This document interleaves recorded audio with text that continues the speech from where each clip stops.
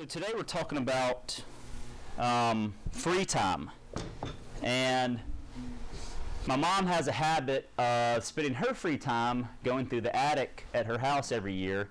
I don't know how she finds more of my stuff from when I was a child, but then she drops it off. And so she dropped off this picture last week.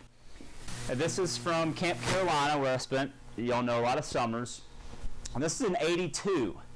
So my brother is 6 years older than I am, and in '82, in the summer of '82, I was 3.5. But because they gave me my own name tag, I thought I was going to camp as well. And that was just a very special place. And I found another picture when I was a little older. I don't know if you recognize this person. That's actually Bradley Jones, who was in my cabin one year. Which one are you? So blonde. I'm this one. So that's '87. And I learned about free time at camp. Went to camp for 4 weeks, and each week you had to pick your activities for the week. And the last activity of the day before dinner was called free time. So you could go build a dam in the creek with your friends, go swimming, go trout fishing, go throw rocks in the woods, go take a nap, sit on the porch, whittle wood in the cabin, whatever you wanted to do. But you had to tell your counselor what you were doing and where you were going, because you can imagine with over 200 kids from 5 years old to 14 years old, they didn't want to lose any, and you had to have a schedule. And actually each activity, the head counselor of the tribe would have to travel around to all the locations where his tribe had activities to check to make sure everybody showed up.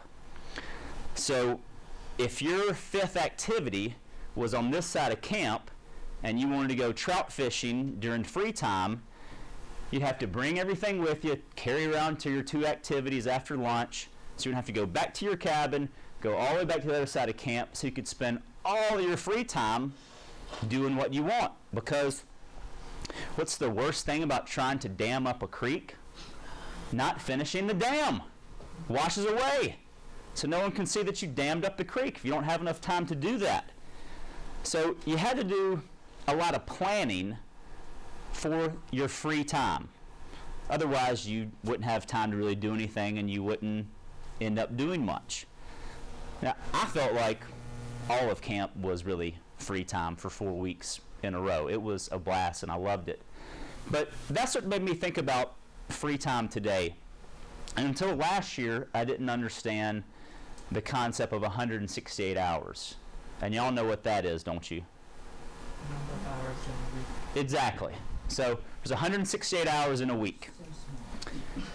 And I've come to realize that actually never changes. It's next week there's still 168 hours, and the next week, no one ever gives you more or less. But I want y'all to think about how much of that is actually free. Because when you don't think about how you want to spend your time, you end up spending it on massive amounts of things like TV, running errands, internet surfing. And some of those things just give you a slight amount of pleasure, a feeling of accomplishment, and don't do very much for your careers or your personal lives. Because we know that when you focus on what you do best, what brings you the most satisfaction, you actually start to thrive and get more out of it. And a lot of people will say, I don't have time to do X, Y, Z, and quite honestly, I don't want to do X, Y, and Z because it's not a priority. And if there are really things you want to do that you don't have time for, hopefully we'll help you figure out how to do that today. Because there's a lot of power in knowing what you want to do with your time. And when people do, they thrive. We don't think about this when it comes to business or our personal adult lives. It's really easy to look at athletes and see how they thrive. And that's why I shared this with you, because Coach Wooden made his players thrive, and they thought that he was trying to make them the best basketball player they could be. What he was really doing is teaching them life lessons about how they could be the best person they could be in whatever they wanted to do if they put in the time and they practice.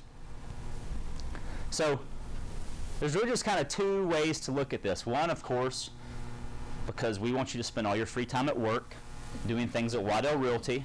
That's our sole purpose. You got to control your calendar. It's really hard to do, but you've got to take control of it, and you can't mistake things for work that aren't actually work. And thinking about how you get rid of these non-core competency tasks. Do you ignore them? Do you minimize them? Do you outsource them? Are there things that fill up your calendar that you don't really need to be doing?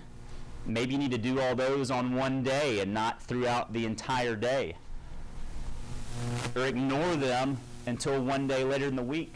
Or, outsource them. There's so many ways to outsource things now. It's really unbelievable. We can now send videos from these business meetings to Fiverr, and for $5 to $10, someone will transcript that.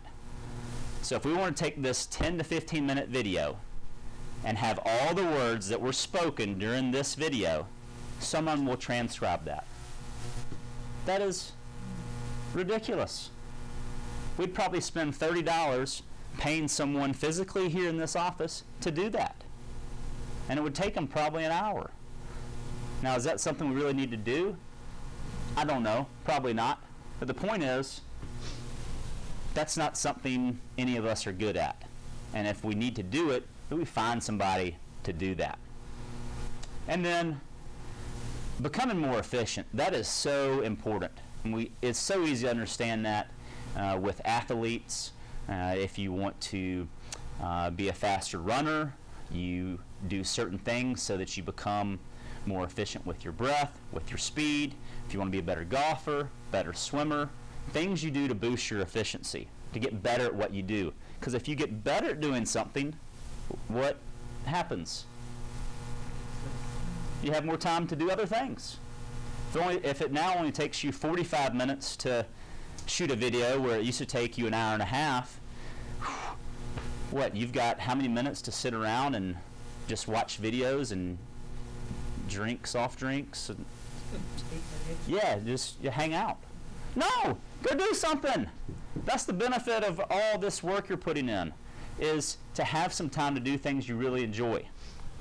But you also got to look at home and what we call the new economics, because this is not always just about work. This is about what y'all really want to do after you leave here. That's why we're doing this. So the question people have to ask is, what do people do with the hours where they're not getting paid? They're non-revenue generating time.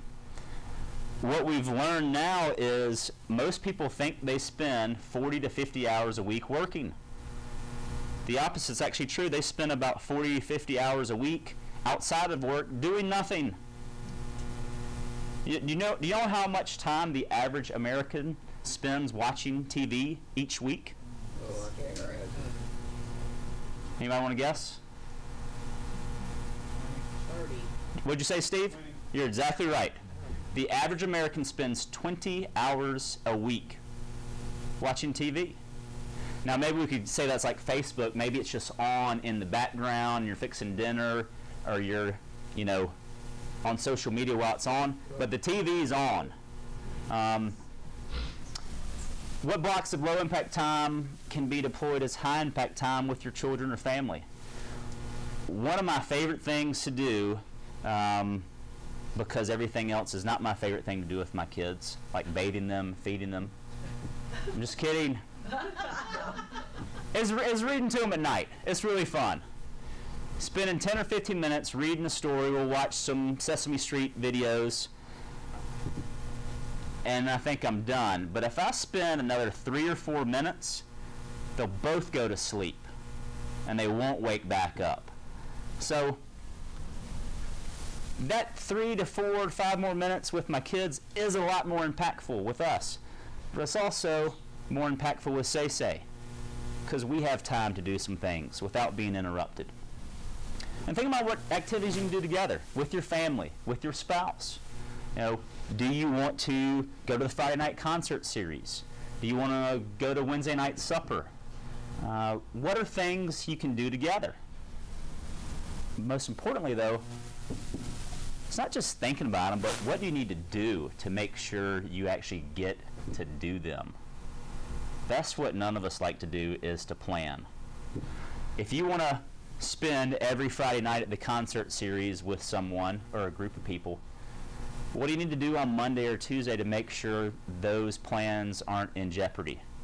Not what you need to do Friday morning or Friday afternoon at 2 to 4 p.m., but if that's really important, there are things you can do.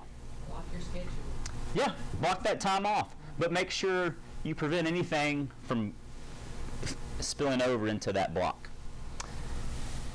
And I know, as you just heard Roy say, it's not fun having rules, but you got to have rules and guidelines if you want to leverage your time to create a full life.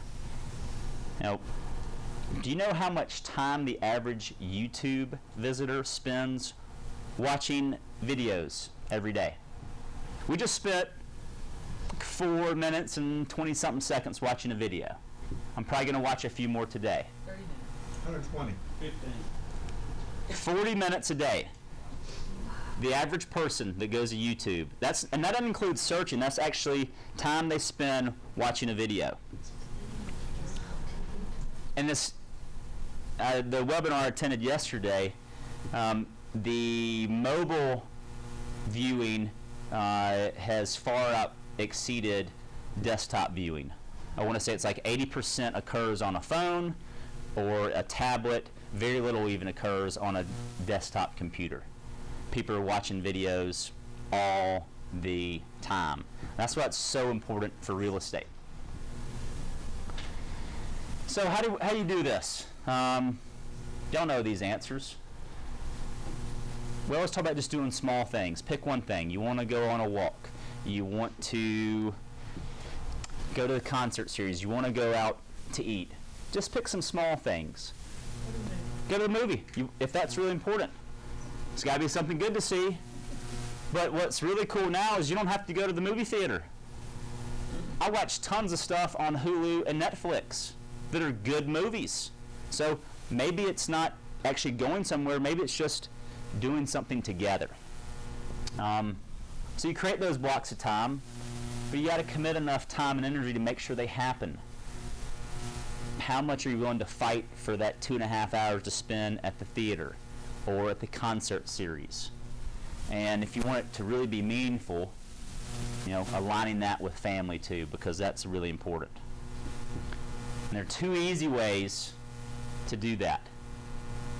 You can get rid of your TV, just throw it out the window, or just plan ahead.